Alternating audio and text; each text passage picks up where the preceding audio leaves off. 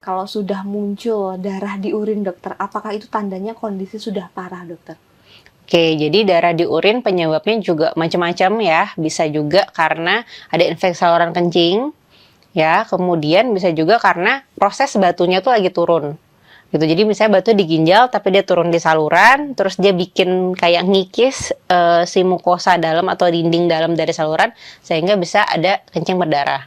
Nah, jadi sebenarnya kalau memang sudah ada pipisnya berdarah, ya sebenarnya approach-nya kita lebih ke ini perempuan atau laki-laki.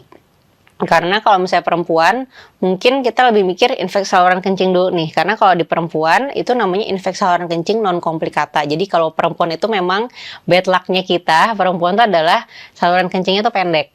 Jadi gampang banget buat infeksi saluran kencing gitu. Jadi gampang banget buat muncul infeksi saluran kencing, nahan-nahan pipis sedikit infeksi saluran kencing.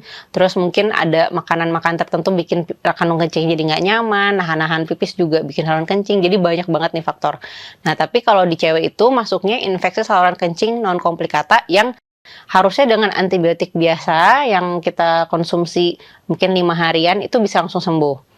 Nah, tapi kalau misalnya cowok, itu masuknya infeksi saluran kencing non komplikata, which is susah gitu loh buat cowok, karena kan saluran pipisnya lebih panjang. Jadi, harusnya bakterinya lebih susah nih buat naik ke atas nih, buat dia mendaki lah dari ujung saluran kencing ke dalam.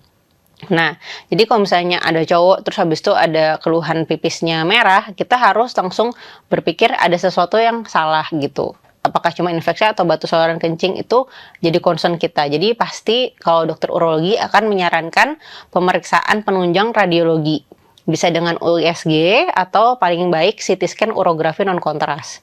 Tapi kalau misalnya memang ini pasien perempuan, terus habis itu ada keluhan nyeri pinggang, jadi nggak cuma kencing merah doang, jadi ada keluhan nyeri pinggang, berarti kan kalau nyeri pinggang kita berpikir ini sudah ada masalah di saluran kencing bagian atas, upper tract seperti ginjal dan si ureter itu. Jadi kita harus lebih aware juga nih, apalagi dia kok infeksi saluran kencing berulang, nggak kelar-kelar. Ada sesuatu lain nggak sih di luar infeksi saluran kencing yang harusnya tidak kompleks itu gitu. Jadi kalau perempuan biasanya mungkin ini salah satu ini juga ya, misalnya loh kok saya udah berobat ke dokter urologi tapi nggak pernah sih disuruh CT scan misalnya gitu kalau pasien perempuan ya, karena kalau dokter urologi pasti akan berpikir ini infeksi biasa dulu gitu. Tapi kalau memang dengan pengobatan ternyata masih ada keluhan, baru kita akan sarankan untuk pemeriksaan penunjang.